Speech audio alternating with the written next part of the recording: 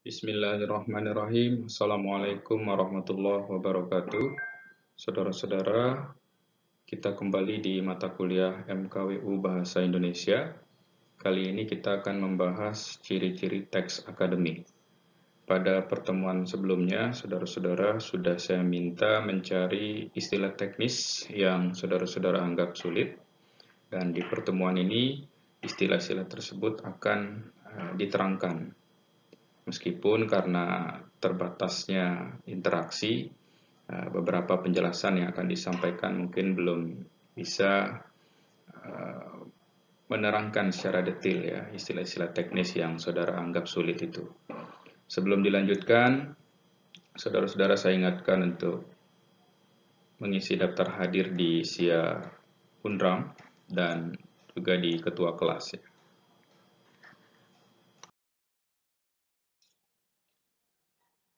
Ciri teks akademik yang pertama adalah sederhana dalam struktur kalimat. Yang dimaksud sederhana di sini adalah apa yang telah kita pelajari sebagai kalimat simplex ya. Lawannya adalah kalimat kompleks atau dalam istilah lain ada kalimat sederhana dan ada kalimat majemuk ya sebagai lawannya. Nah, saudara-saudara di ciri pertama ini saudara-saudara diharapkan bisa menggunakan kalimat dasar ya atau simplex atau sederhana yang maksimal terdiri atas satu subjek, satu predikat, satu objek, satu pelengkap, dan satu keterangan. Saudara-saudara juga bisa memilih tidak harus melengkapi SPO pelka sedemikian itu, tetapi cukup misalnya menghadirkan minimal dua fungsi yang wajib hadir ya, yang pernah kita bahas di kalimat efektif yaitu fungsi S dan fungsi P. Meskipun kita juga harus memberi catatan bahwa fungsi P itu dilihat lagi apakah unsur yang mengisi fungsi P atau predikat itu transitif atau bukan ya, alias verba transitif atau bukan verba transitif. Jika transitif tentu mewajibkan kehadiran objek di belakangnya ya, secara sederhana demikian. Nah, maksud ciri pertama ini secara singkat dapat dikatakan ketika menulis teks akademik, saudara-saudara diharapkan menggunakan struktur kalimat yang simplex atau sederhana atau pola-pola kalimat dasar ya.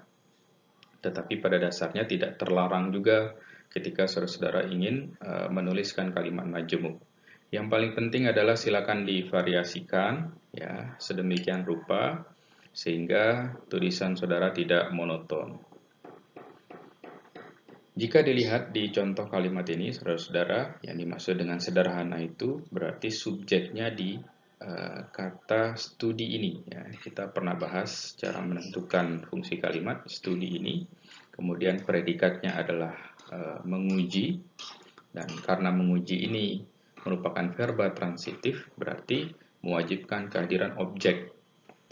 Dan jika dilihat objek tentu apa yang ada di sebelah kanan kata menguji secara keseluruhan sampai dengan titik.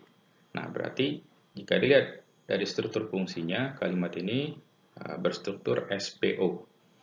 Nah, SPO itu tentu masih tergolong pola kalimat dasar, alias kalimat yang sederhana atau kalimat simplex.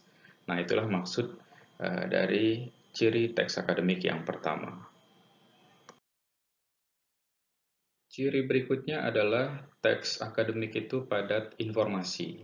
Yang disebut padat informasi berarti informasi yang disampaikan itu bisa disisipkan informasi lain di dalamnya.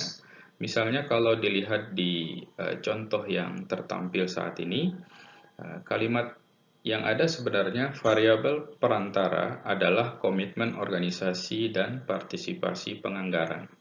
Tetapi di dalam kalimat yang tersebut ya bisa kita sisipkan informasi lain menggunakan yang ya.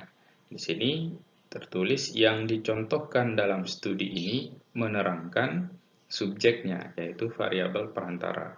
Padahal sebenarnya ketika yang ini dilesapkan atau dihilangkan, tidak akan mengganggu keberterimaan kalimat ya, atau kegramatikalan kalimat. Tapi untuk mendukung teks akademik yang padat informasi, kita dibolehkan ya pada posisi tertentu, biasanya subjek ya, bisa juga objek, atau di posisi lain yang dimungkinkan kita bisa menyisipkan informasi tambahan. Dan biasanya kita menggunakan kata yang, bisa juga kata tentang, atau kata-kata lain yang tentunya tetap menjaga apakah kalimat tersebut gramatikal atau tidak. Jadi poin penting dari ciri yang ini adalah untuk memadatkan informasi dalam sebuah struktur kalimat, saudara-saudara dibolehkan ya, atau diharapkan bisa menyisipkan informasi yang lain untuk memperluas ya, atau memadatkan informasi itu. Bisa di posisi subjek ya, menjelaskan subjeknya, bisa di objek atau menerangkan objeknya, atau di posisi lainnya. Ciri selanjutnya adalah padat kata leksikal. Untuk memahami bagian ini, kata leksikal ini harus kita sandingkan dengan istilah kata gramatikal. Nah, yang kata-kata gramatikal itu adalah apa yang biasa kita sebut dengan konjungsi, ya, preposisi, kata sandang, dan semacamnya. Sedangkan yang leksikal berarti hal-hal yang ada di luar itu. Ya, kita mengenal leksikal ini seperti kategori kelas kata yang biasa kita kenal, misalnya ada nomina, verba, adjektiva, numeralia, ya, dan semacamnya.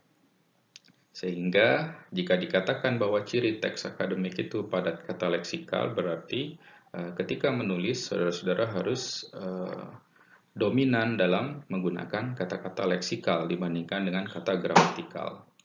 Misalnya di sini kita bisa melihat banyak sekali kata leksikal, ada kata kesimpulan, ada kata sifat, ketahanan, tanaman, karet, ya, dikendalikan, termasuk PGDC sebagai sebuah istilah, ya, ada dua, ada pasang, ya, dan seterusnya. Sedangkan yang kata gramatikal, di sini ada kata bahwa, ya, lalu di sini juga ada kata bahwa dan beberapa kata gramatikal yang lain. Nah, tetapi pada intinya kita kembali tadi bahwa silakan dominan menggunakan kata-kata leksikal ya, sehingga ciri padat kata leksikal untuk teks akademik itu bisa diwujudkan. Sebagai catatan tambahan, saudara-saudara, kata gramatikal itu bukan terlarang digunakan, ya, bahkan harus digunakan karena di pembahasan paragraf pada pertemuan sebelumnya, konjungtor ya sebagai salah satu kata gramatikal ternyata merupakan alat kohesi yang paling penting ya untuk menyambungkan atau melanjutkan kalimat-kalimat yang membangun paragraf itu. Tapi sekali lagi, poin pentingnya di sini adalah silakan dominankan penggunaan kata leksikal dibandingkan dengan kata gramatikal. Kata gramatikal tentu tetap harus digunakan untuk bisa menyambungkan kata-kata leksikal itu. Ciri berikutnya adalah nominalisasi. Nominalisasi ini artinya kita diharapkan menominalisasi, ya, menjadikan nomina kata-kata tertentu yang di luar nomina ketika kita membuat kalimat dalam konteks teks akademik. Nah, misalnya di sini ada kata pengendalian dan ada kata penyemprotan. Ya.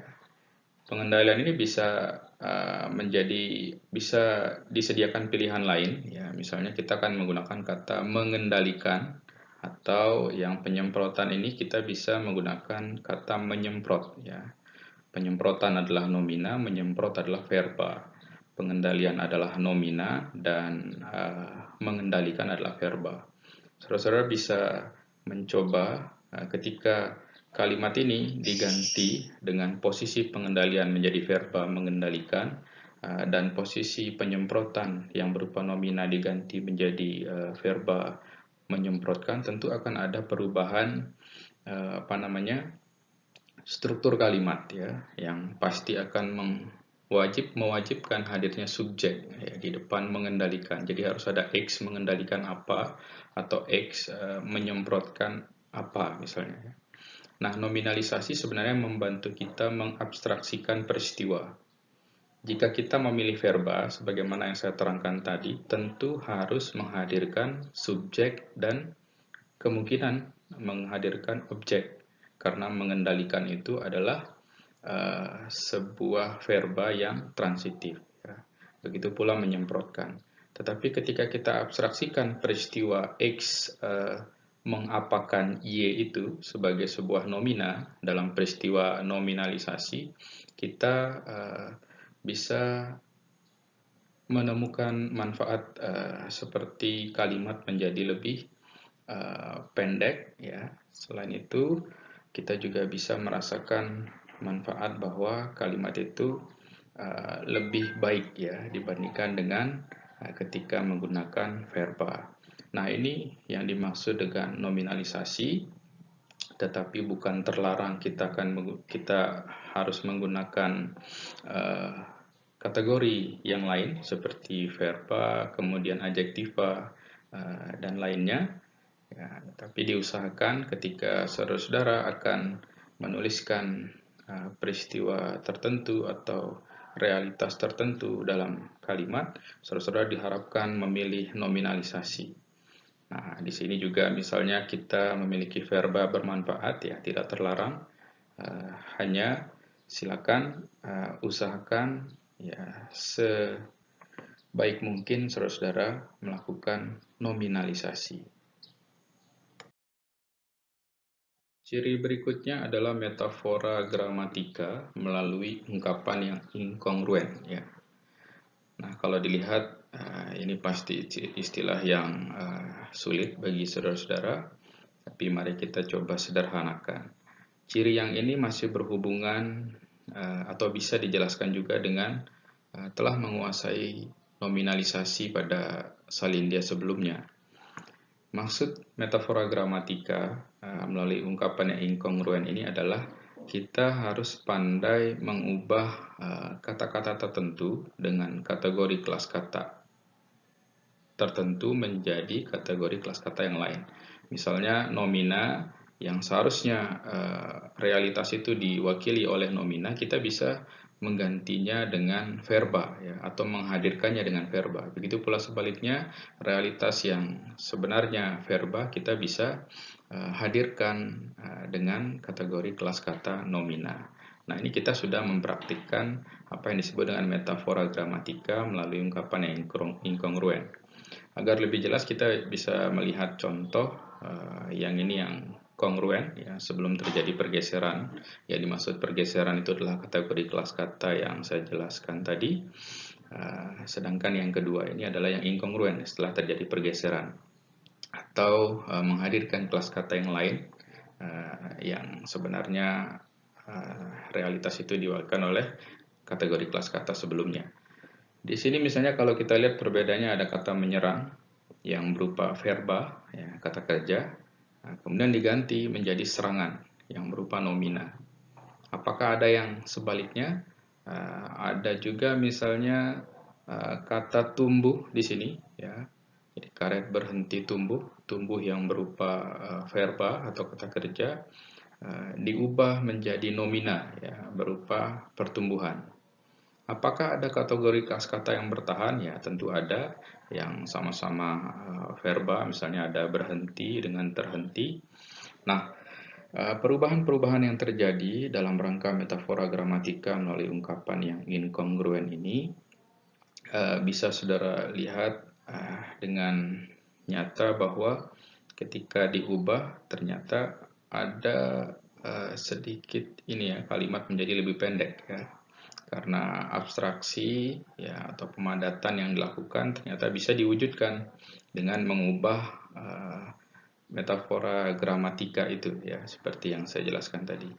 Nah, ketika saudara-saudara menulis teks akademik, ya silakan diupayakan bagaimanapun caranya kalimat-kalimat yang sudah saudara-saudara tulis itu dianalisis kembali, lalu diubah sedemikian rupa dengan cara metafora gramatika, diubah yang verba mungkin bisa menjadi nomina ya pada peristiwa nominalisasi ya, atau sebaliknya sehingga kalimat bisa menjadi lebih pendek ya, lebih tegas ya, atau lebih lugas bagaimana ciri kalimat efektif. Ciri berikutnya adalah banyak memanfaatkan istilah teknis. Nah, ini cukup gampang karena yang dimaksud dengan istilah teknis ini tentu sesuai dengan disiplin keilmuan saudara-saudara ya. Jadi istilah teknis misalnya kalau di istilah bahasa atau ilmu bahasa ada istilah morfologi ya.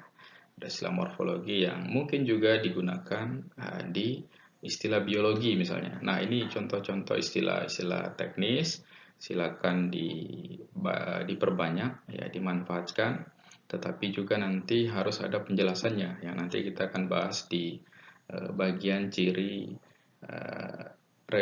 relasional identifikatif dan relasional atributif ya.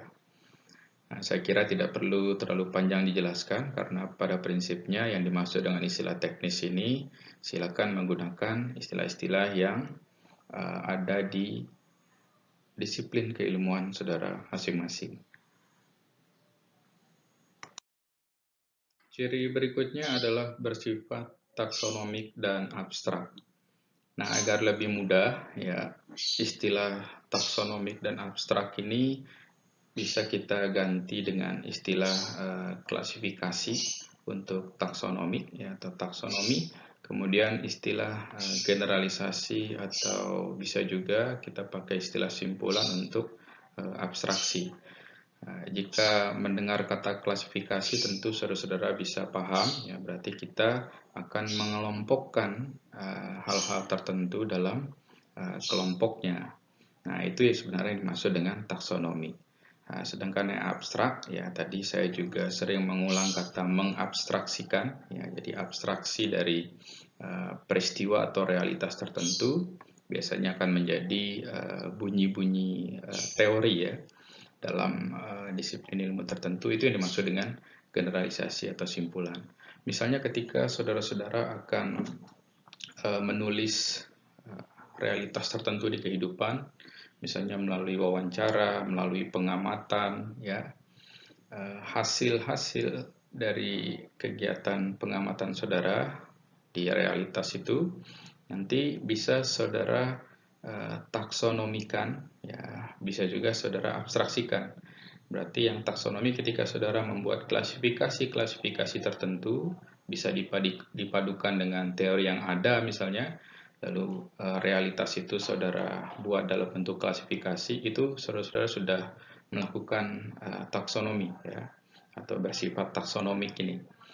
Nah, sedangkan yang abstraksi tadi contohnya berupa generalisasi atau simpulan, hasil wawancara secara keseluruhan kemudian saudara simpulkan ya, generalisasi atau bahasa yang di sini adalah abstraksikan menjadi sebuah redaksi yang berbentuk teori misalnya ya. Itulah yang dimaksud dengan bersifat taksonomik dan abstrak. Sederhananya silakan buka buku ya, kalau saudara melihat klasifikasi di dalam buku tersebut yaitu contoh taksonomi.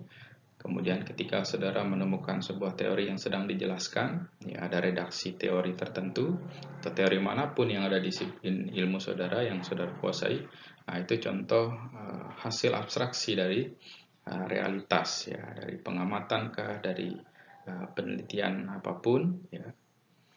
Sehingga tidak perlu terlalu jauh dipikirkan, cukup saudara-saudara ingat istilah klasifikasi untuk taksonomi dan generalisasi atau simpulan untuk abstraksi.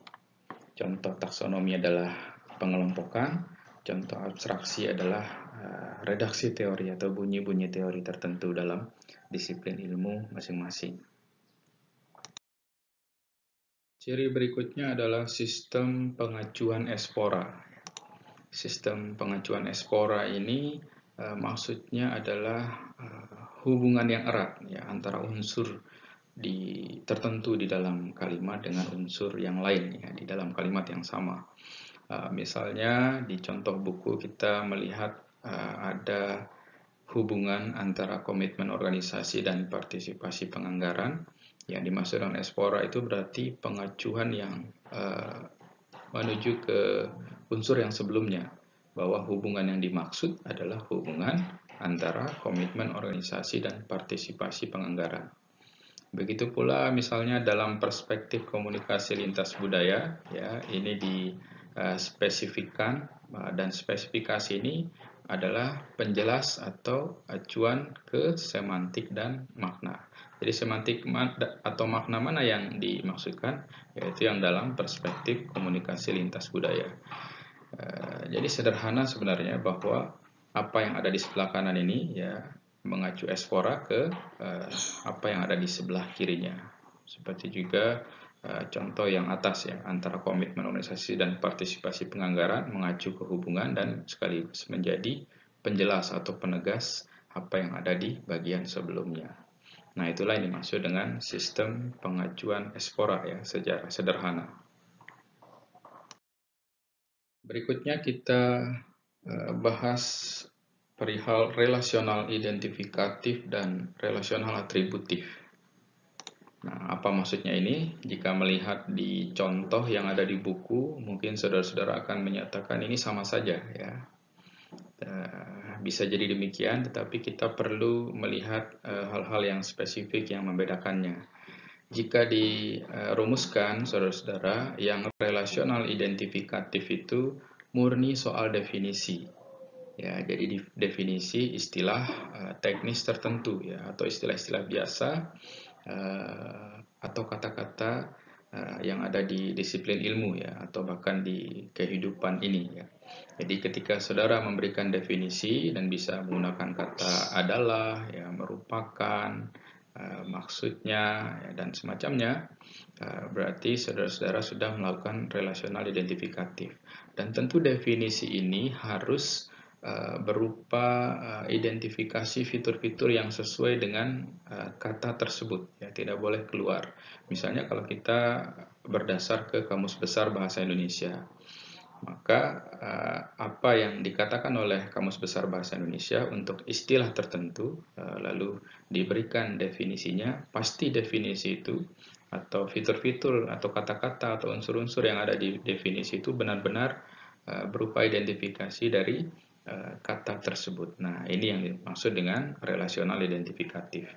Secara sederhana, ketika saudara mendefinisikan dengan definisi yang semua unsurnya benar-benar menerangkan ya fitur-fitur kata yang sedang didefinisikan, berarti saudara sudah melakukan relasional identifikatif.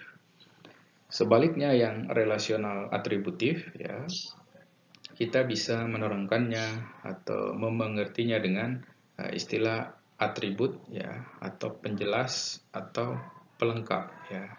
Jadi ada hal-hal yang berupa penjelas ya, misalnya kata-kata tertentu, saudara-saudara bisa melihat contohnya yang ada di buku. Secara jelas perbedaannya adalah yang relasional atributif ini bukan merupakan definisi ya.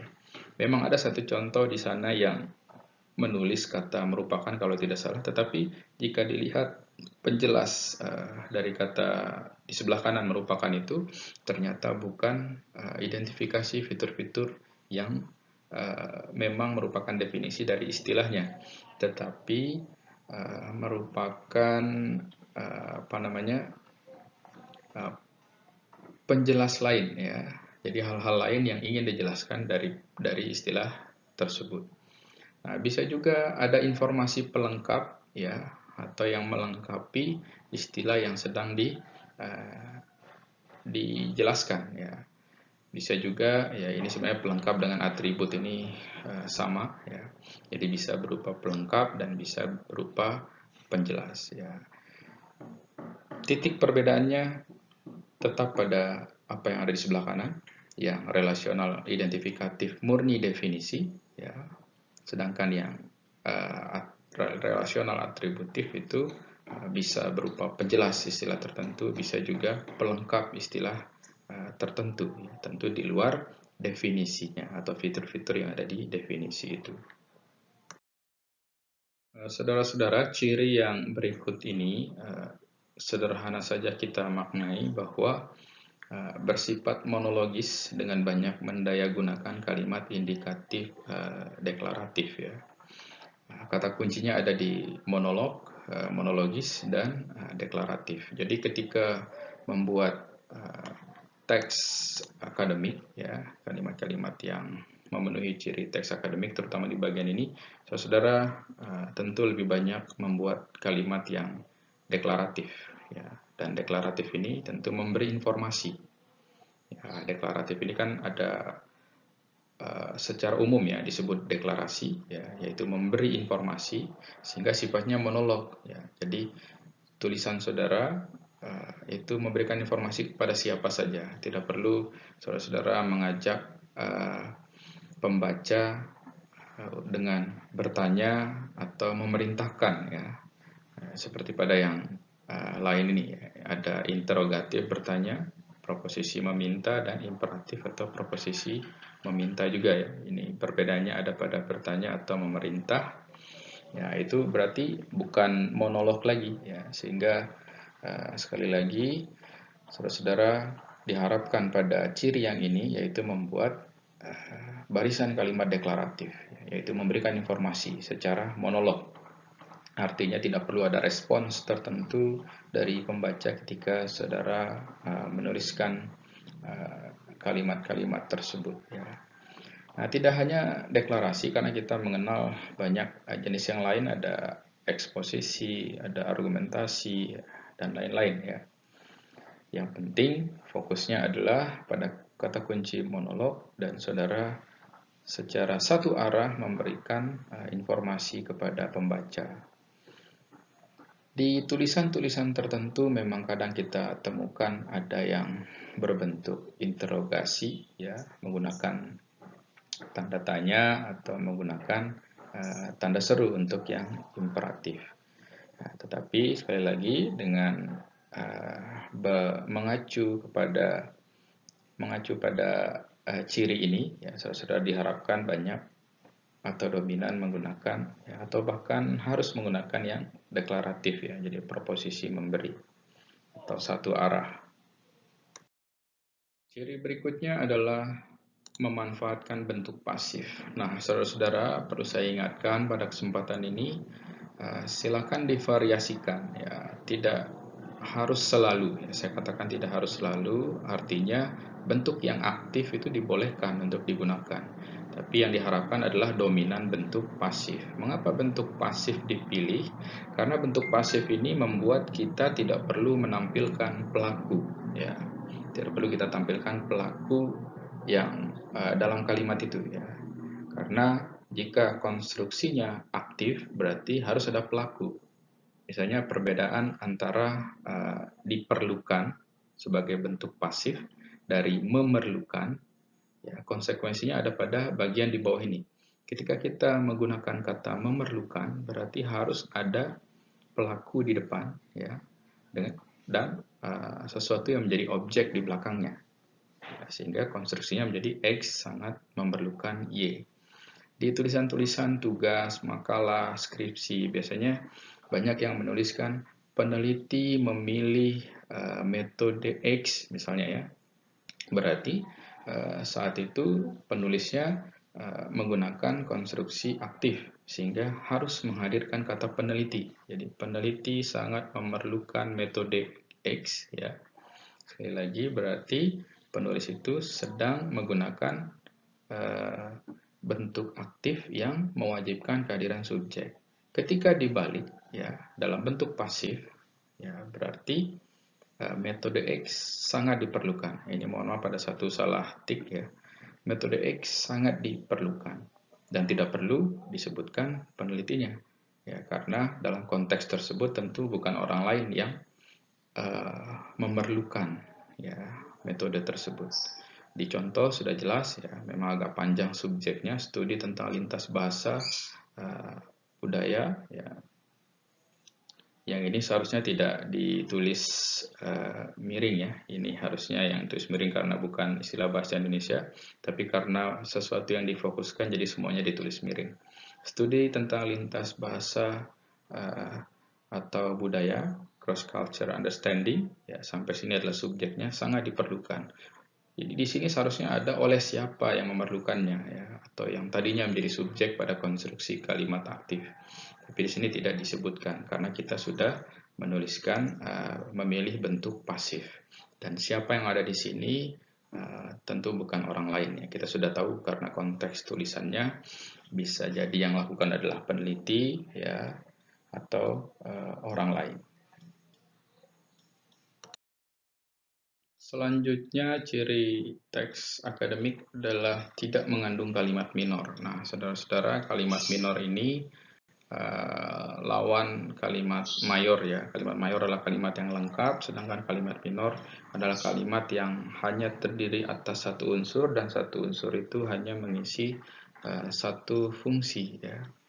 Jadi hanya satu fungsi, bisa subjek saja, bisa predikat saja, bisa objek saja ya, dan seterusnya. Namun sebelum menjelaskan contoh yang minor ini, yaitu kata cari misalnya, jadi hanya ada satu kata, dan ini bisa jadi menduduki fungsi tertentu. Ya, ada istilah-istilah di sana, ada leksikogramatika, ada interdependensi, ada logikosemantik. Saya ingin menerangkan secara sederhana saja. Yang dimaksud dengan leksikogramatika ini berarti hubungan gramatik antar unsur dalam kalimat yang membentuk kalimat itu. Ya, itu maksudnya ya. Jadi kata-kata yang dalam kalimat ini misalnya ya tidak mengandung kalimat minor, ya ini hubungan-hubungan antara kalimat itu yang disebut dengan leksikogramatika. Jadi hubungan unsur-unsur atau kata-kata yang membentuk kalimat itu leksikogramatika. Interdependensi berarti hubungan ya, hubungan yang mengaitkan antar unsur itu ketika membentuk kalimat yang lengkap ya. Ya, saudara bisa melihat ada kata leksiko, ingat kata leksikal, ada gramatik, ya berarti tata bahasa. Ya, ini ada interdependensi, dependen berarti keterkaitan ya, ada ketergantungan. Tentu di situ maksudnya adalah antar unsur. Sementara logikosemantik, ya ini ingat kata kunci semantik, ini hubungannya dengan makna. Ya, dan makna ini tentu berpengaruh atau terkonsekuensi dari hubungan ini tadi ya. Jadi hubungan gramatik dan keterkaitan antar unsur yang membangun kalimat tersebut tentu akan berkonsekuensi atau berhubungan langsung dengan maknanya ya. Kalau kacau hubungannya, kacau tata bahasanya, tentu makna juga akan kacau ya, secara sederhana seperti itu. Nah, kalimat minor tadi dikatakan adalah kalimat yang hanya menduduki satu fungsi. Ketika hanya menduduki satu fungsi, tentu kita akan kebingungan untuk menentukan leksikogramatikanya, interdependensinya, dan tentu akhirnya kita bingung maknanya apa. Ya, kalau dalam konteks tertentu ketika berkomunikasi, kata cari ini ya antara A dan B, paham konteksnya, kita tahu apa maksudnya. Tapi ketika tidak ada hal yang dikomunikasikan ya antara A dan B tidak saling tahu ya, kata cari ini ya tentu kita tidak tahu apa, karena tidak ada unsur yang sebelumnya, tidak ada unsur yang berikutnya ya. Maknanya juga kita bingung ya, maksudnya apa dari kata cari ini. Nah, itu yang dimaksud dengan kita dilarang menggunakan kalimat minor pada teks akademik, karena secara gramatik susah diidentifikasi, hubungannya tentu juga sama, apalagi maknanya ya. Sehingga saudara-saudara jangan sampai menggunakan kalimat minor ketika menulis. Kalimat minor tadi hanya menduduki satu fungsi, dan untuk mengetahui apakah itu minor atau mayor atau struktur fungsi minimal yang diharuskan, tentu saudara-saudara harus menguasai bagaimana cara menentukan fungsi kalimat. Ya, saudara-saudara, ciri teks akademik yang ini sudah pernah kita bahas di kalimat efektif ya.